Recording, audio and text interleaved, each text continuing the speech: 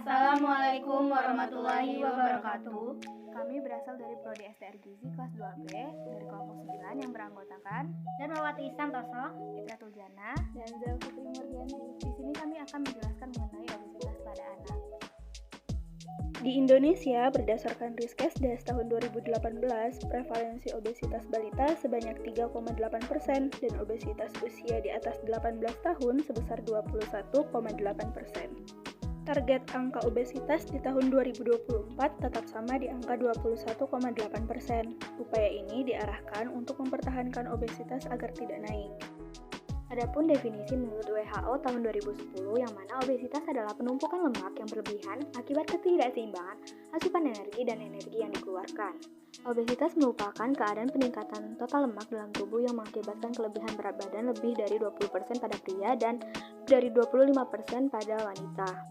Penyebab faktor risiko obesitas pada anak yang pertama yaitu genetik.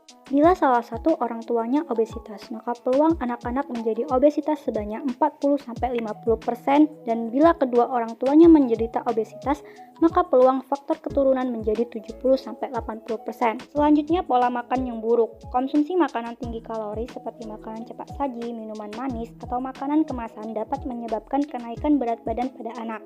Pasalnya, jenis makanan dan minuman ini cenderung tinggi gula. Selanjutnya, kurang aktivitas fisik. Anak yang kurang aktivitas fisik cenderung mengalami kenaikan berat badan karena mereka tidak membakar banyak kalori. Contohnya, si kecil yang mungkin lebih memilih menghabiskan waktunya untuk menonton televisi atau bermain game. Selanjutnya yaitu faktor psikologi, seperti stres pribadi, orang tua, dan keluarga dapat menimbulkan resiko obesitas pada anak. Faktor berikutnya yaitu faktor sosial ekonomi.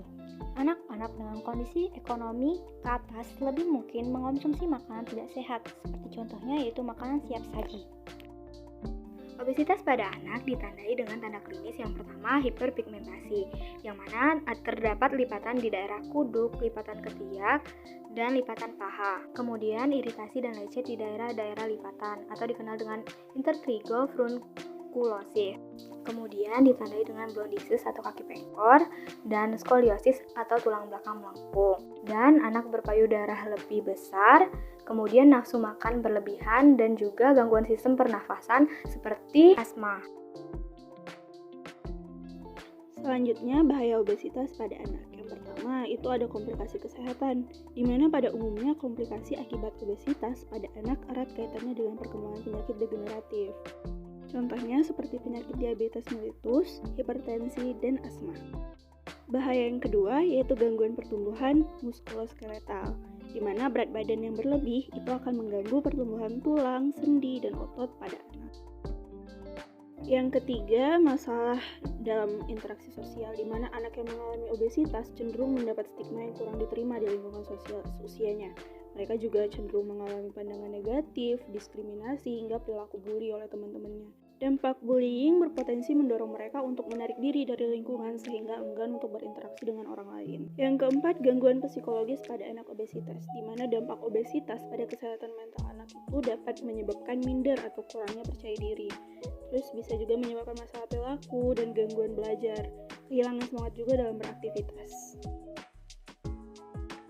Pencegahan obesitas pada anak. Yang pertama yaitu mengkonsumsi sayur dan buah minimal 5 porsi setiap harinya. Kedua, membatasi tidur yang berlebihan. Yang ketiga, meningkatkan aktivitas fisik minimal 30 menit setiap hari, di mana dilakukan secara teratur 3-5 kali per minggu yang kemudian dilakukan penyesuaian setelah beberapa minggu. Yang keempat, yaitu membiasakan pola makan teratur yang terdiri dari 3 kali makanan utama, yaitu pagi, siang, dan malam, dan 1-2 kali makanan selingan. Yang kelima, yaitu membatasi aktivitas seperti menonton televisi, bermain komputer, dan games. Selanjutnya yang terakhir, yaitu batasi konsumsi gula, garam, dan lemak yang berlebihan.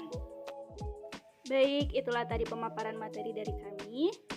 Terima kasih dan jangan lupa untuk Like, komen, and subscribe. Dadah! bye-bye. See you in our video.